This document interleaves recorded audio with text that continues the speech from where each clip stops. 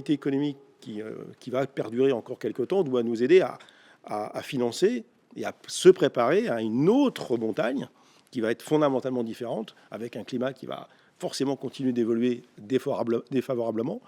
Et si on veut maintenir un minimum de prospérité économique, ne serait-ce que pour les gens qui y vivent aujourd'hui, pas pour les touristes qui passent que quelques jours par an, parce qu'il y a quand même des gens qui y vivent, il va falloir quand même prendre un virage sur l'aile quand même assez radical. Alors ça fait peut-être mal à entendre, ça fait peut-être saigner les oreilles de certains, mais je m'en fous.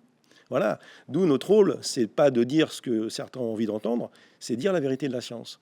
Et comme on n'est pas complètement irresponsable, parce qu'on travaille dans des entreprises, on est là pour proposer des modèles d'affaires, des modèles économiques à visée régénérative, qui sont les seuls modèles aujourd'hui. C'est testé, c'est prouvé scientifiquement. Encore une fois, c'est pas des théories économiques, c'est des théories scientifiques. Oui, on peut gagner de sa vie différemment, sans doute avec un peu moins de rentabilité que ce qu'on a eu jusqu'à présent, mais en étant notablement plus durable. Et c'est ça qu'il faudra expliquer aujourd'hui aux acteurs.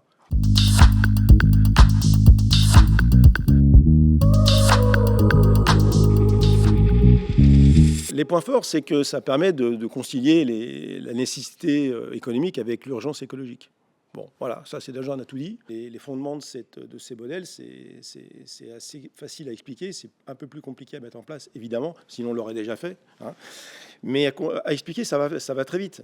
Aujourd'hui, on a des infrastructures qui sont structurellement sous-utilisées. Que quelqu'un vienne me dire le contraire en zone de montagne, on a quand même. Voilà. Et donc tout l'enjeu maintenant, ça va être d'intensifier l'usage de ces infrastructures par tous les moyens et de le faire à la fois avec des infrastructures qui vont être adaptées pour ça, pour changer d'usage, en fonction des saisons, par exemple, en fonction des différentes typologies de gens qui seraient capables d'utiliser ces infrastructures à un moment donné. Et c'est de fabriquer donc moins de tout, mais d'utiliser plus ce qui a été fabriqué, ce qu'on appelle l'intensité d'usage des produits, des solutions, des infrastructures. Donc l'idée demain, c'est de moins exercer de pression sur les ressources en les utilisant pour fabriquer des trucs qui ont des chronotopies d'utilisation extrêmement petites, pour ensuite utiliser ces infrastructures ou ces solutions sur une échelle de temps la plus large possible. Ça s'appelle l'économie de la fonctionnalité. Et ça, c'est vraiment urgent de s'y mettre aujourd'hui, parce que de toute façon, on n'a pas assez de ressources pour continuer une approche linéaire. Donc, j'extrais des matières premières, je fabrique des choses, j'utilise et je jette. C'est le modèle actuel qui n'est plus adapté dans le monde dans lequel nous vivons, parce que le monde, il est fini en ressources. Et ce sera, on le sait, dans les années qui viennent, physiquement plus dur de construire 1 mètre carré ou de rénover 1 mètre carré. Ce sera physiquement plus dur de faire 1 kilomètre en véhicule thermique ou même électrique. Ce sera physiquement plus dur de créer de la valeur économique uniquement par des machines qui utilisent de l'énergie. Donc, quand on a cette conscience-là, parce qu'il va falloir qu'on diminue notre empreinte carbone, notre empreinte matière, notre empreinte biodiversité pour maintenir les conditions de la vie sur Terre, c'est uniquement ça l'enjeu quand même. Hein. Bon, il va falloir qu'on apprenne à plus utiliser le patrimoine que nous avons déjà. Donc, dans cette belle région Rhône-Alpes, Auvergne, l'enjeu, c'est pas la construction neuve. L'enjeu, c'est la rénovation du parc existant.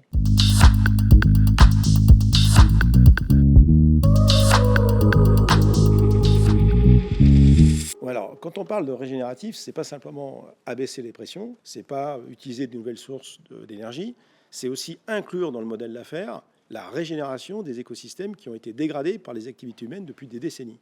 C'est-à-dire que l'objectif, c'est pas de se dire je crée de la valeur économique, je crée des emplois, je paye des impôts. Alors, merde, m'emmerdez pas avec les 3 petits oiseaux que j'ai tués ou l'artificialisation des terres qui a été nécessaire pour que je construise mon hôtel ou je sais pas quoi. Non, ça c'est irresponsable. Dire voilà, ok, on a le droit de maintenir une activité économique, mais inclure dans le modèle d'affaires les principes de régénération. C'est-à-dire, tu as stérilisé 500 mètres carrés pour construire ton truc, très bien, mais dis-moi quels sont les 500 mètres carrés à côté de là où tu as construit, que tu as régénéré, que tu as restauré, où tu as remis de la vie. Tu as utilisé de l'eau, formidable, mais dis-moi quelle est la quantité d'eau que tu as remis dans le système avec la même qualité bactériologique. Mais vraiment, pour éviter, bien sûr, de tirer en permanence sur les ressources, sans reconstituer, sans régénérer, sans réparer. Et finalement, tant qu'on n'a pas compris que la nature, c'est pas une source cornucopienne, donc on tape dedans, on fait de l'argent, et puis les externalités, c'est nos enfants qui paieront. Ça, c'est le modèle qu'on a utilisé pendant très très longtemps, un modèle complètement irresponsable. Il faut inclure dans le process économique, dans le modèle, les principes de régénération, restauration, et que ça soit dans le coût. Toutes les activités humaines génèrent des dettes environnementales.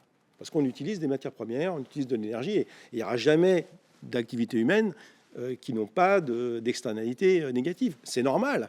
Hein. Même quand on respire, on émet du CO2, c'est pas grave. Dès lors qu'on n'a pas abîmé les services écosystémiques qui permettent d'épurer ça naturellement. Sauf qu'on est au-delà des seuils aujourd'hui de ce que la nature peut digérer par elle-même. On a ce qu'on appelle dépasser les limites planétaires. Donc la première chose qu'il faut faire, c'est revenir dans les limites planétaires. Il n'est pas interdit de polluer. Mais si on va au-delà de ce que la planète est capable de réparer par elle-même, quand on se coupe, on se répare nous-mêmes. La planète est capable de réparer plein de choses par elle-même. Aujourd'hui, on a dépassé ces seuils. Et donc, comme on les a dépassés depuis très très longtemps, eh bien, non seulement il faut maintenant revenir dans ces limites, mais il faut réparer tout le passif. Donc, tout ce qui a été abîmé. Donc, imposer aux acteurs économiques eh bien, de régénérer les services écosystémiques, de régénérer les stocks de ressources, quelles qu'elles soient, en mettant bien sûr les dispositifs technologiques qui permettent de faire ça, et aussi en mettant une économie beaucoup plus circulaire, hein, où les données d'entrée des uns sont issues de la donnée de sortie des autres. Ça, il y a vraiment besoin de mettre en place ce type d'économie pour éviter de continuer de perpétuer en fait ce qu'on appelle l'extractivisme. L'extractivisme, c'est je vais chercher des matières premières de la nature, quelles qu'elles soient, je les utilise, je les utilise pour créer mon produit, je les vends à mes clients qui eux-mêmes les jettent. Et ça, cette approche-là, c'est une approche qui est écocide aujourd'hui, parce qu'on ne pourra pas continuer encore des décennies avec ce même modèle. Donc oui, ça va nécessiter une remise en question complètement des modèles qui sont les nôtres aujourd'hui. Oui, sans doute que c'est des modèles qui sont moins rémunérateurs, parce qu'il va falloir qu'on inclue dans le modèle économique des choses qu'on ne payait pas avant. Parce qu'il y a beaucoup d'acteurs économiques qui disent je respecte le droit environnemental, donc qu'est-ce que vous m'emmerdez? Mais aujourd'hui, le droit environnemental, il est bien en deçà de ce que la nature, si c'est elle qui décidait de ce qu'il faut faire et pas faire, déciderait. On a mis un droit environnemental qui est très complaisant par rapport aux activités économiques humaines, en réalité. Donc c'est pour ça que nous, on préconise aussi, dans l'un des principes de l'économie à visée régenerative, de mettre au conseil d'administration des représentants du vivant.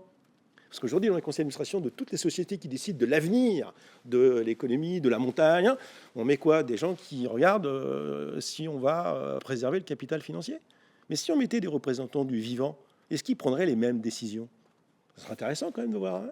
Il y aura besoin de régulation. Il y a déjà plein d'endroits dans le monde où il y a des villes comme Barcelone, par exemple, qui mettent des quotas, qui mettent des périmètres, par exemple. Oui, il y a des endroits où on peut aller, puis il y a des endroits où on ne peut pas aller. C'est déjà un peu le cas quand même. Déjà, en zone de montagne, il y a des parcs nationaux où on ne peut pas faire complètement n'importe quoi. Et heureusement, hein, parce que la nature, c'est extrêmement fragile. La vie sur la planète s'est développée sur quelques centimètres seulement.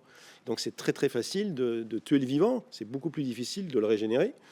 Donc oui, alors j'entends souvent, oui, alors la liberté, il faut laisser la liberté aux gens, mais il ne peut pas y avoir de liberté sans responsabilité. Ça n'existe pas. Donc imaginez qu'on soit libre de faire n'importe quoi dans tous les domaines, ça serait quand même un joyeux bordel. Et personne ne veut ça aujourd'hui.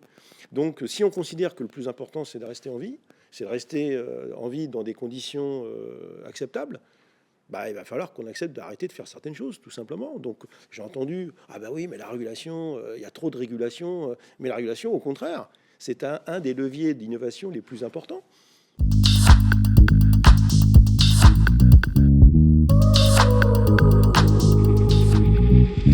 Je vois qu'il y a quand même plus en plus de sportifs aujourd'hui qui se rendent compte que d'aller faire, il y a des trailers, des grands trailers d'ailleurs, qui font des trails de montagne, etc., qui viennent prendre conscience que de prendre l'avion pour aller faire le trail de je sais pas quoi à l'autre bout, c'était complètement con.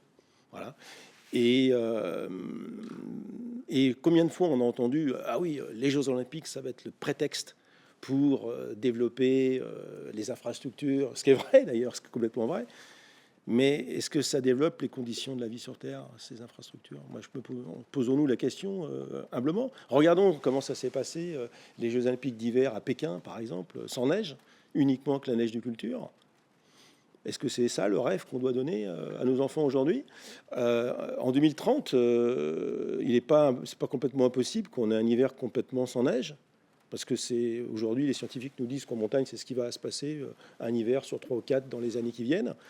Qu'on arrête complètement les événements internationaux, moi je ne sais pas. Mais je pense qu'on doit aussi faire preuve de lucidité. Je pense que si on doit maintenir ce type d'activité, essayons au maximum, au lieu de reconstruire des infrastructures spécifiquement pour 15 jours de ripaille, de dire, peut-être qu'on peut rétrofiter des trucs qui existent déjà, plutôt qu'en reconstruire d'autres, et puis avoir une approche quand même plus réaliste sur les types de travaux qu'il y a à faire, c'est-à-dire pas simplement des travaux pour faire toujours plus de tourisme, toujours plus d'activités commerciales un peu classiques, mais en profiter aussi pour se dire, mais oui, mais au niveau du vivant, qu'est-ce que ces jeux vont pouvoir laisser comme patrimoine au niveau du vivant? Pour l'instant, je n'ai pas entendu grand-chose là-dessus, hein. Donc attendons de voir comment les choses, parce que ça c'est facile de faire des procès avant, attendons de voir comment les acteurs vont proposer des choses concrètes dans ce domaine-là. Pour l'instant, je n'ai pas entendu grand-chose.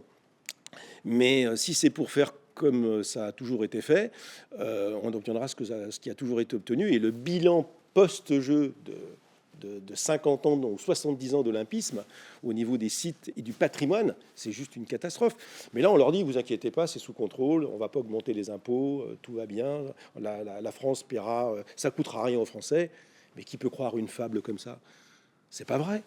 Est-ce qu'on a fait une votation auprès de tous les habitants des vallées là, est-ce qu'ils sont d'accord d'organiser ce genre de choses? Est-ce qu'on leur a vraiment demandé? Est-ce qu'on a fait une votation comme les Suisses certainement le feraient d'ailleurs, pour dire oui ou non vous êtes d'accord, donc on organise ça et que par exemple on leur dira est-ce que vous êtes d'accord d'augmenter vos impôts locaux pour financer le fait que des délégations du monde entier qui viennent de skier sur des pistes enneigées avec des canons à neige? Ça serait intéressant de leur demander leur avis. Et pas simplement à ceux qui vont accueillir les sites des Jeux, mais tous les habitants de la montagne.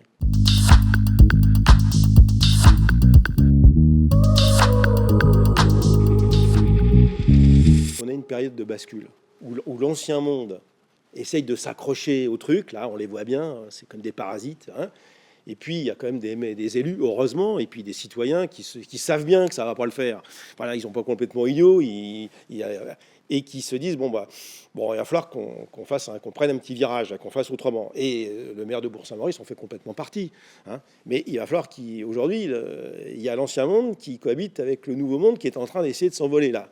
Donc c'est pour ça que ça fait un petit peu de friction là, hein. Il est clair que les politiques comme le maire de Bourg-Saint-Maurice, c'est ça qu'il faut pouvoir mettre en place. Et que c'est pour ça que moi j'appelle à l'expérimentation le plus possible pour que la vertu entraîne la vertu et que ça devienne systématique. Pour l'instant, il y a comme si il y a une opposition d'école, comme s'il y avait en fait l'ancien système qui pouvait fonctionner, et puis le nouveau système qui n'a pas encore fait ses preuves, qui pourrait fonctionner aussi. Mais en fait, les gens, ils disent, mais alors, qui a raison, qui a tort? Ça laisse les gens dans le désarroi, hein, parce qu'ils ne savent pas qui croire, en fait, hein.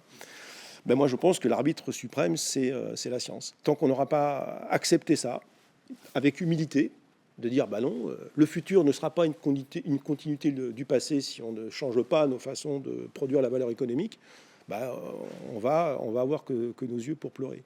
Donc faire preuve de responsabilité, c'est aussi, nous on n'a pas forcément toutes les solutions, hein, c'est évident, mais quand même les modèles d'affaires à visée régénérative, c'est hyper sexy. Ça réconcilie en fait les deux nécessités, ça permet de faire véritablement du bien et vivant et c'est mesurable.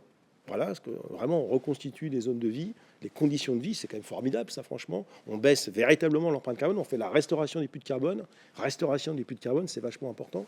On désartificialise en enlevant toutes les infrastructures obsolètes et en intensifiant les autres, c'est quand même vachement bien, hein. Et ça permet d'avoir des infrastructures qui sont plus rentables pour le coup, parce que plus utilisées.